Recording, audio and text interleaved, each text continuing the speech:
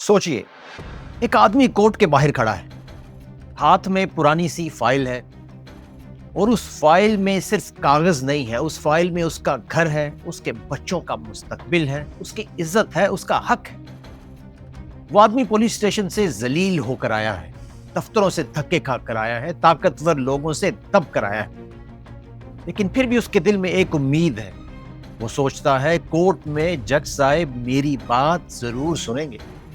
लेकिन अब सोचिए, अगर जज खुद ही प्रेशर में है, अगर जज खुद ही ये कह रहे हैं कि मेरे काम में इंटरफेरेंस हो रही है, जज खुद आजाद नहीं है, तो वो फाइल लेकर आम आदमी कहां जाएगा? ये वीडियो जजेस के लिए नहीं, ये वीडियो उस आदमी के लिए है जो कोर्ट के बाहर फाइल लेकर खड़ा है और समझता है शायद इंसाफ उसको यहां से मिल जाएगा। आज मैं आपको एक चेन दिखाऊंगा कि कैसे हमारे जुडिशियल सिस्टम को तबाह किया गया। पहले जुडिशरी के अंदर से अलार्म बजा, फिर भी कोई क्लियर जवाब नहीं मिला। फिर आइन में तब्दीली कर दी गई और फिर जुडिशरी का स्ट्रक्चर बदल गया और उसके बाद जजेस के तबादले होने लगे। अब सवाल ये नहीं कि ये तबादले लीगल हैं या इलीगल, सवाल ये है कि ये सब मिलाकर जुडिशरी आज़ाद हो रही है या मजीद कंट्रोल। ये कहानी मार्च 2024 में इस्लामाबाद हाई कोर्ट के 6 सर्विंग जजेस के एक खत से शुरू होती है। उन्होंने खत में लिखा कि उनके जुडिशियल मैटर्स में इंटरफेरेंस हो रही है, उन पर प्रेशर डाला जा रहा है, उनको डराया धमकाया जा रहा है। ये कोई अपोजिशन का बयान नहीं था, ये किसी एंकर का एनालिसिस नहीं था, सोशल मीडिया का ट्रेंड नहीं था, बल्कि उन लोगों की आवाज़ थी जिन लोगों के हाथ में एक आम आदमी को इंसाफ देने की ताकत है। यहाँ ही असली कहानी शुरू होती है। देखिए, जब एक सियासतदान पर प्रेशर होता है, मामला सियासत का होता है, लेकिन जब जज खुद प्रेशर की बात करे तो ये नॉर्मल न्यूज़ नहीं होती, ये जुडिशियल सिस्टम के लिए एक इमरजेंसी अलार्म की हैसियत रखता है। क्योंकि जजेस का काम सिर्फ जजमेंट लिखना नहीं है, जजेस का काम ताकतवर और कमजोर के दरमियान एक इंसाफ करना होता है, एक बैलेंस कायम करना होता है। और अगर ताकतवर जज के फैसले पर असरअंदाज हो सके तो फिर कमजोर आदमी को हक कहां से मिलेगा? फिर आइन की हैसियत, कानून की हैसियत, इंसाफ की हैसियत एक कागज के टुकड़े की रह जाती है। अब जजेस के इस खत के बाद, इस जुडिशियल सिस्टम के बहुत बड़े इमरजेंसी अलार्म के बाद होना क्या चाहिए था? एक ट्रांसपेरेंट इन्वेस्टिगेशन, एक क्लियर पब्लिक आंसर आना चाहिए था, एक गारंटी के जजेस को प्रेशराइज नहीं किया जाएगा, ताकि अवाम को इस जस्टिस सिस्टम पर थोड़ा कॉन्फिडेंस मिल सके। लेकिन ऐसा हुआ नहीं। पाकिस्तान में क्या होता है? स्कैंडल आता है, कमेटी बन जाती है, प्रेस रिलीज आती है, हेडलाइन चेंज होती है, नया क्राइसिस आ जाता है, पुरानी बात हवा में लटकती रह जाती है। अगर जजेस का सिस्टम हवा में लटकता रह जाए तो अवाम उनके हर फैसले के बाद फिर ये सवाल उठाती है कि इस फैसले के पीछे कानून था या कोई प्रेशर। उस जस्टिस सिस्टम से हर तरह का एतबार खत्म हो जाता है। लेकिन कहानी यहाँ नहीं रुकती। जुडिशियल सिस्टम के इतने बड़े अलार्म के बाद क्या होता है? आईनी तरमीम, कॉन्स्टिट्यूशन को ही तब्दील किया जाता है। हुकूमत कहती है ये रिफॉर्म है, सिस्टम बेहतर होगा, कॉन्स्टिट्यूशनल केसेस स्ट्रीमलाइन होंगे, कोर्ट पर बर्डन कम होगा। लेकिन क्रिटिक्स कहते हैं ये रिफॉर्म नहीं, ये जुडिशरी को कंट्रोल करने के लिए नया फ्रेमवर्क किया गया। जुडिशरी की आज़ादी को मुकम्मल तौर पर तबाह कर दिया गया। ये सवाल किसी एक पार्टी का नहीं, सवाल सिंपल है।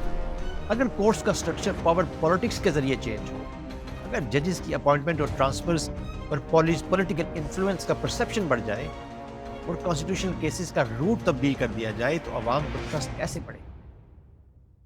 कोर्ट्स का स्ट्रक्चर सिर्फ लॉयर्स का टेक्निकल मैटर नहीं, कोर्ट का स्ट्रक्चर डिसाइड करता है कि आपके केसेस कहां लगेंगे। वो माँ जिसके बच्चे को उठाया गया है वो कहां जाएगी? जब आपका मैंडेट चोरी किया जाता है तो केसेस कहां लगेंगे, किस जज के सामने लगेंगे? और यही सवाल गहरा हो जाता है कि क्या हमारा सिस्टम इंप्रूव कर रहा है या इंसाफ का निजाम कंट्रोल कर दिया गया? और फिर अगली डेवलपमेंट क्या आती है? इस्लामाबाद हाई कोर्ट के इंपॉर्टेंट जजेस को ट्रांसफर कर दिया जाता है। और हैरान कुन बात यह है कि ये वही जजेस थे जिन्होंने 2024 में खत लिखा था। Justice Mohsin Akhtar Kiani, justice Babar Sattar, justice Saman Rafat Imtiaz. अब लीगली कोई मसला नहीं है, ट्रांसफर अलाउड है, प्रोसेस फॉलो हुआ है, मेजॉरिटी डिसीजन है, ठीक है। लेकिन अवाम लीगल टेक्निकलिटी नहीं देखती, अवाम अब बाशऊर है। अवाम इसकी टाइमिंग देखती है, इसके बैकग्राउंड को देखती है, इसके पैटर्न को समझती है और सवाल करती है क्या ये कोई रूटीन ट्रांसफर है? क्या सिस्टम इंडिपेंडेंट जजेस को प्रोटेक्ट कर रहा है या अनकंफर्टेबल सवाल पूछने वालों को आइसोलेट किया जा रहा है? क्या उनकी ये ट्रांसफर्स पनिशमेंट है پہلے ایس ایچ اوز کو تبدیل کیا جاتا تھا پولیٹیکل پریشر میں، اب ججز بھی ان پولیٹیکل پریشر میں آ کر ان کی ٹرانسفرز بھی کیے جانے لگے. تو آپ خود ہی بتائیے کہ پاکستان میں انصاف کا نظام کیسے ناتمام ہے.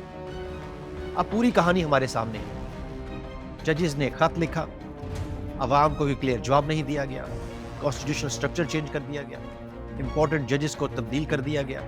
یہ الگ الگ ایونٹس نہیں ہیں بلکہ ایک ہی کہانی کے چیپٹر. سسٹمیٹکلی پاکستان کے جوڈیشل نظام کو تباہ کیا گیا اور انہیں پاورفل پولیٹیکل سٹرکچر کے تابع کر دیا گیا. اب یہ کوئی ایموشنل بات نہیں ہے، دنیا بھی ہمارے جسٹس سسٹم کی حالت دیکھ رہی ہے. World justice project rule of law index 2025 میں پاکستان کا اوور آل رینک 130 ہے، یعنی 143 ملکوں میں ہمارا رینک 130واں ہے. پوری دنیا بھی ہمارے ملک میں انصاف کے نظام کا مذاق اڑاتی نظر آ رہی ہے، کیونکہ یہ رینکنگ صرف رینکنگ نہیں ہے، یہ اس آدمی کی چیخ ہے جو فائل لے کر کورٹ کے باہر کھڑا ہوتا ہے، اس ماں کا درد ہے جو ہر ہیئرنگ پر کہتی ہے شاید آج انصاف میں، اس مزدور کی تھکن ہے جو اپنی سیلری لے کر کورٹ کے چکر لگاتا ہے، اس ووٹر کی بے بسی ہے جس کا مینڈیٹ چوری کر دیا جاتا ہے اور وہ کورٹ کی طرف دیکھتا ہے کہ شاید اسے وہاں سے انصاف مل جائے، مگر ایسا ہوتا ہے. میرا کیس بہت سمپل ہے. جج کی آزادی جج کا پریویلیج نہیں، عوام کا آخری سہارا ہے. کیونکہ جب جج آزاد ہوتا ہے تو کمزور آدمی طاقتور کے سامنے کھڑا ہو سکتا ہے، لیکن جب جج آزاد نہیں ہوتا تو طاقتور کو ظلم قانون بن جاتا ہے اور فائل لے کر کھڑا آدمی صرف ایک سٹیزن نہیں رہتا، وہ پاکستان کے ٹوٹے ہوئے انصاف کی زندہ گواہی بن جاتا ہے. اور سوچئے کیا ہمارے ملک میں انصاف کا نظام آزاد ہے؟